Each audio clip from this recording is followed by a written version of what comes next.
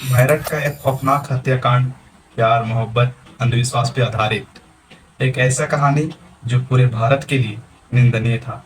यह कहानी प्रेम जाल में फंसे एक ऐसे फैमिली की है जो एक निर्दोष व्यक्ति की जान ले ली। इस कहानी में प्रेमिका ने अपने प्रेमी के साथ मिलकर अपने ही पति का मर्डर कर दी, और इतना ही नहीं, मर्डर करने के बाद शव का 15 टुकड़ा किया गया और उस टुकड़े को एक ड्रम में डालकर उसे सीमेंट से प्लस्तर कर दिया गया। जय हिंद दोस्तों, मैं आकाश कुमार जो आप लोगों के साथ। आइए सुनते हैं इस कहानी को। और अगर चैनल पे नए हैं तो चैनल को सब्सक्राइब कर लें, लाइक करें, कमेंट करें और वीडियो के साथ बने रहें। 2016 में मेरठ के निवासी सौरभ कुमार की मुलाकात मुस्कान नाम की लड़की से होती है और इन दोनों में प्रेम हो जाता है। समय बीतने के साथ इन दोनों का प्यार काफी गहरा हो जाता है और ये दोनों शादी कर लेते हैं। अलग अलग जात होने के कारण सौरभ और मुस्कान के बीच हुई शादी को सौरभ के घर वाले ने एक्सेप्ट नहीं करते हैं, जिसके बाद भी सौरभ और मुस्कान एक दूसरे के साथ में रहने का फैसला करते हैं। सौरभ जो एक मर्चेंट नेवी था और इसका जो पोस्टेड था वो लंदन में था। शादी के कुछ ही दिनों के बाद सौरभ अपने जॉब पे वापस चला गया था, जबकि मुस्कान अपनी बेटी के साथ मेरठ में रहने लगी। और इसी के बीच एक तीसरा व्यक्ति उसके जीवन में आता है, जिसका नाम होता है साहिल शुक्ला। वह लड़का जो मुस्कान को पहले से जान रहा होता है।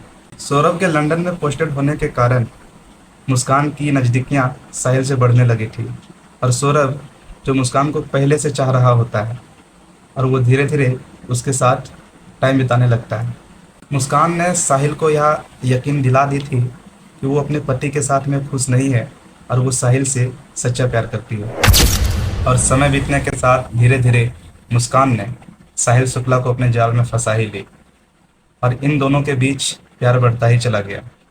इन लोगों ने आपस में फैसला किया, एक साजिश किया कि क्यों ना उसके पति को रास्ता से ही हटा दें और हम दोनों एक नई जिंदगी का शुरुआत करेंगे। साहिल जो मुस्कान के इशारों पे पूरी तरह से नाचने लगा था और इन दोनों ने मिलकर फाइनली ये साजिश किया कि उनके पति को रास्ता से हटा दे। 4 मार्च 2025 को जब सौरभ लंदन से अपना घर आता है अपने फैमिली के लिए, अपने बच्चों के लिए मिलने के लिए, तब प्लान के मुताबिक मुस्कान उनके खाना में बेहोशी की दवा मिलाकर उसे सुला देती है और इसके बाद वह साहिल को कॉल करके अपने घर पे बुला लेती है।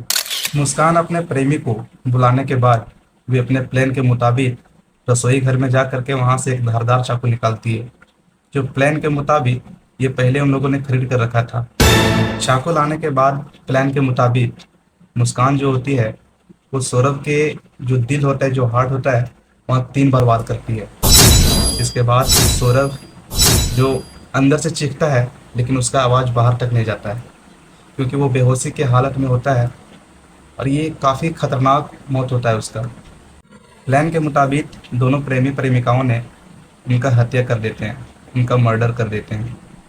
और अब बात आती है लाश के ठिकाने लगाने की। और इन दोनों के अंदर एक आइडिया आता है और जो लाश होता है, जो शव होता है, उसका 15 टुकड़े करके एक प्लास्टिक के ड्रम में उसे सीमेंट से लेप दिया जाता है। यानी कि जो डेड बॉडी होता है, जो उसका जो 15 टुकड़ा होता है, वो सारे ड्रम में डाल करके और ऊपर से उसको सीमेंट से प्लस्तर कर दिया जाता है।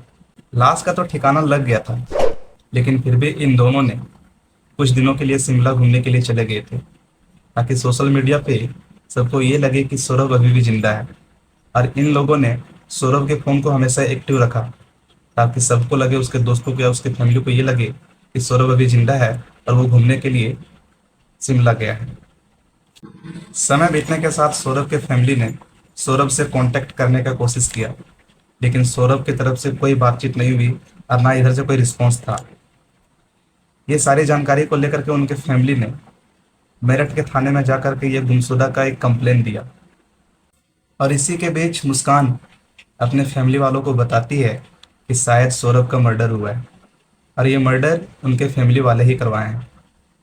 उनके जो पिताजी होते हैं, मुस्कान के जो फादर होते हैं, उनको ये बात हजम नहीं होती और वो जब सच का पता करते हैं तो बाद में पता चलता है कि ये मर्डर उनकी बीवी खुद यानी मुस्कान और उसके प्रेमिका ने किया है। इस कंप्लेन को मुस्कान के जो फादर होते हैं वो थाने में जा कर के करते हैं और बाद में इन दोनों को अरेस्ट किया जाता है।